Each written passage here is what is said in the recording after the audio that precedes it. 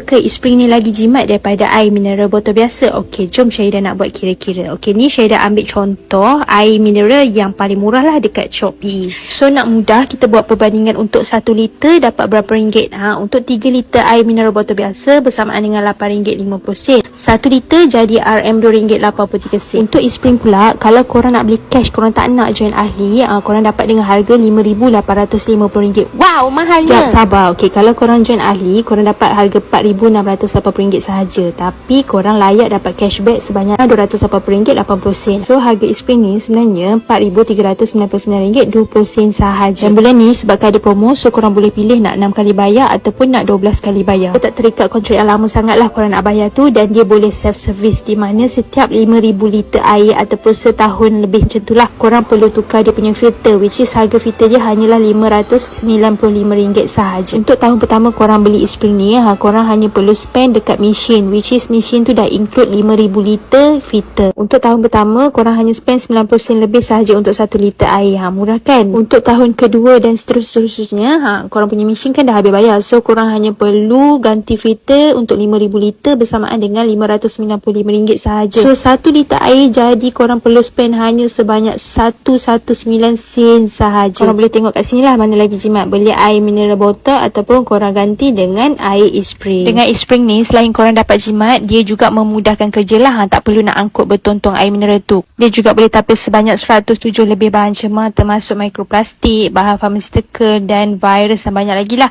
Dan semua ni diperakui dan diiktiraf dapat CJ pada standard ANSI standard 401 dan banyak lagi lah. So tak adalah kita overclaim semata-mata. Dan yang last kali, kalau korang pakai Esprit ni, korang tak jadilah penyumbang kepada pencemaran alam sekitar, terutamanya botol-botol plastik.